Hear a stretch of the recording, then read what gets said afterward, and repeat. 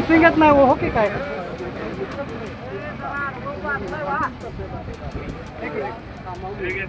रत्नातच करू का झेंडा दिसेल हे तूच सर बाजूला कदम साहेब कदम साहेब हां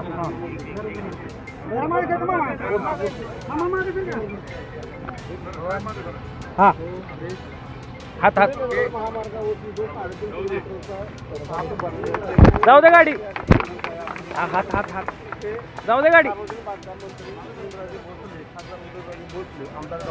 गाडी पुढे गेला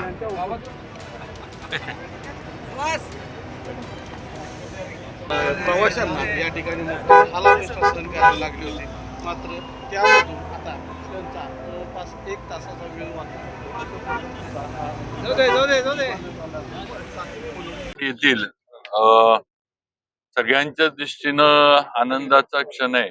आज कराडचा आपला हा जो नॅशनल हायवेनं सन्मान्य गडकरी साहेब यांच्या माध्यमातून जो हे शेंद्रे ते कागल हे पूर्णच काम जे सुरू होतं त्याचं एक भाग म्हणून कराडचा हा ब्रिज आज ओपन होतोय आणि हा ब्रिज आजपासून वाहतुकीला एक बाजू जी आहे ती खुली होणार आहे.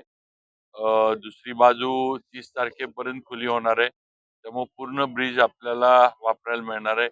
आज या म्हणजे आजचा फक्त शुभारंभ आहे. आम्ही सगळेजण महाराज पण इथं आलेत, खासदार साहेब अतुल बाबा आहेत, मनोज दादा आहेत, आनंदराव पाटील, धैर्यशील दादा, सर्व भारतीय जनता पार्टीचे आणि महायुतीचे सर्व पदाधिकारी सगळेजण येत आहेत.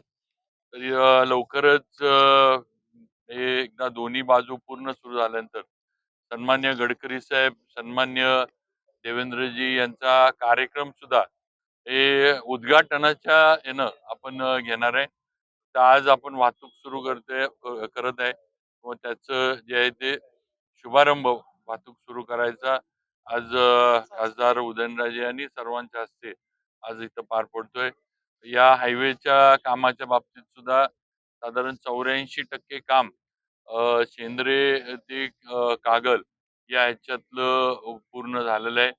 मला कल्पना आहे की अनेक वर्ष आपण सगळेच तुम्ही मी सगळेच या कामाच्या अडथळे जे निर्माण होत होते त्यामुळे वाहतूक कोंडी फार व्हायची आणि सगळेजण आपण वाहतूक कोंडीला तोंड देत होतो ही वस्तुस्थिती आहे.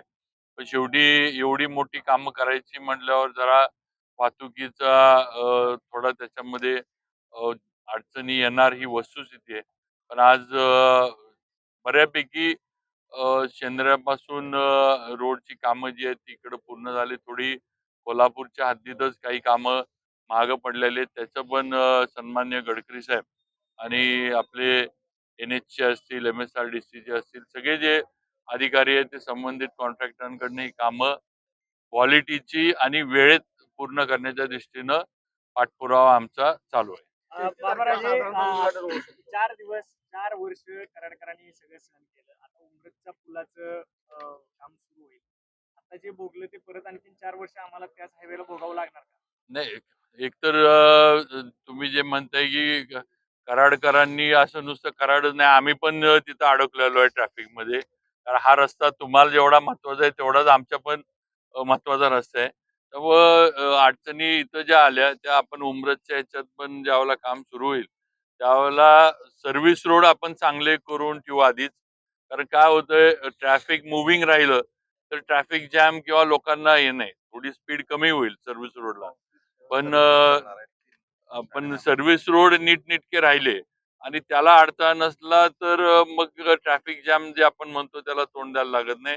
आताच जे सांगितले की उमरतच्या इथले सर्व्हिस रोड जे आहे ते आपण कॉन्क्रीटच्या आधीच करून ठेवतोय आणि त्याच्यानंतर आपण हे करतोय. त्यामुळे तसं काय होणार नाही आणि नक्कीच नंतर काय होते इथे NHIचे अधिकारी आणि अदानी किंवा कंपनीचे अधिकारी यांनी काहीही दाद घेतली नाही. म्हणजे अक्षरशः जनतेला वेठीस धरलं. नाही, थोडं इथं कसं आहे जर तुम्हाला पण माहिती आहे की कराड शहर मोठं आहे आणि अगदी शहरातनच हे काम चाललं होतं पूर्ण. आणि मला वाटते जी सगळी कृष्णा इन्स्टिट्यूट वगैरे सगळे जे हॉस्पिटल वगैरे काय म्हणायचं वर्दळीचा त्याच्यातनंच हा हायवे आपला सगळा जातोय. त्यामुळे गावातलं ट्रॅफिक, बाहेरचं ट्रॅफिक त्यामुळे नक्की अडचणी झाल्या. पण आता कराडच्या तरी अडचणी पूर्णपणे याच्यामुळं संपल्यात जमायत. आता फक्त उमरतचं चालू होईल त्यावेळेला आपण त्याच्यावर असणाऱ्या उपाययोजना आधीच करून ठेवू आणि जे इथं समस्या आपल्याला आल्या त्या तिथं येणार नाहीत याची आम्ही खबरदारी बाबा घेऊ. फक्त कराडचा प्रश्न नाहीये. सातारपासून कोल्हापूरपर्यंत जी कामं चालू आहेत त्यामध्ये सुविधांचा अभाव आहे. धीम्या गतीनं काम सुरू आहे. रात्रीच्या वेळेस वाहन चालकांना त्रास होतोय. यावरती